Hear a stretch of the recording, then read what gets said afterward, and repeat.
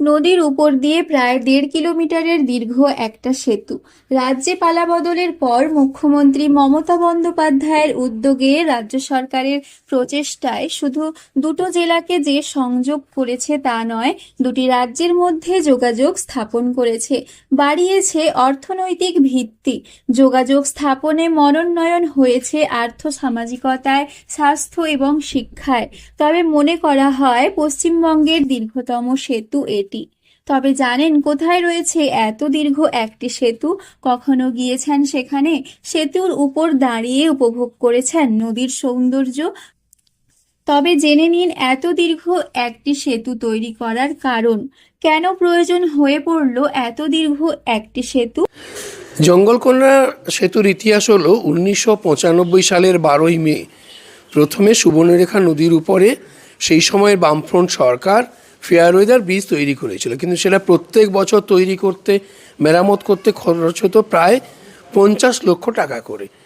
এবার রাজ্যে পরিবর্তনের পরে 2011 সালের 12ই জুলাই মুখ্যমন্ত্রী মমতা বন্দ্যোপাধ্যায় শপথ নেওয়ার পরে প্রথম সরকারি মিটিং করেন খড়িকামাথানির নেতাজি সুভাষ গ্রাউন্ডে।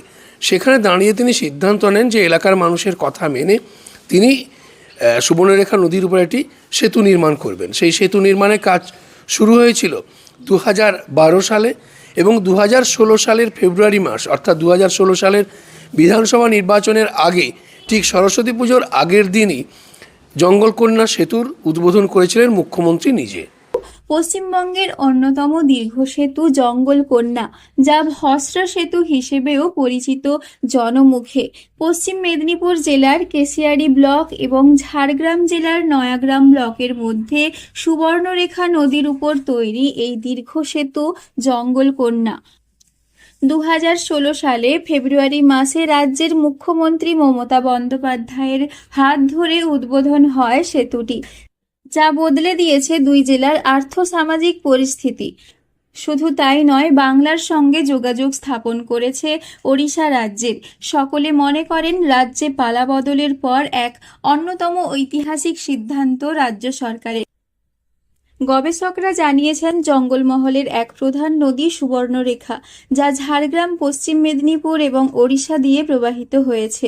ঝাড়গ্রাম এবং মেদিনীপুর দুই জেলাকে বিভাজন করেছে এই নদীটি। তবে বামফ্রন্ট সময়ে প্রতি বছর এই নদীর উপর অস্থায়ী ফেয়ার ওয়েদার ব্রিজ তৈরি করা হতো, যাও প্রায় বেশ কয়েক লক্ষ টাকা ব্যয় করে। তবে 2011 সালে রাজ্যে পালাবদলের পর বর্তমান ঝাড়গ্রাম জেলার অধীন খড়িকামাথানিতে প্রথম প্রশাসনিক বৈঠক করেছিলেন রাজ্যের মুখ্যমন্ত্রী মমতা বন্দ্যোপাধ্যায়।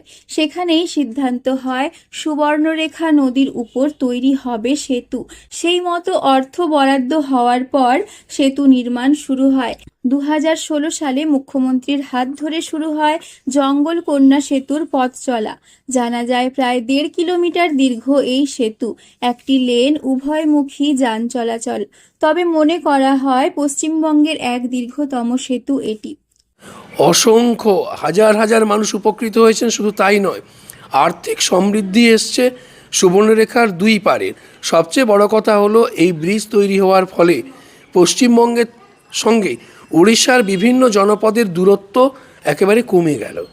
প্রতি বছর ভেঙে যাওয়ার ভয় নেই। দিন রাত 24 ঘন্টা যাতায়াত গাড়ি, বাইক, সাইকেলের। এই পথ দিয়ে যাওয়া যায় ওড়িশা রাজ্যের ময়ূরভঞ্জ।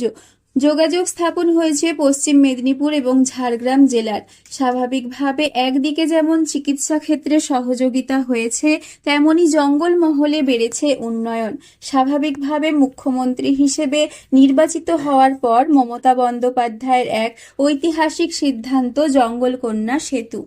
পশ্চিম মেদিনীপুর থেকে রঞ্জন চন্দ্রের রিপোর্ট, লোকাল 18 বাংলা।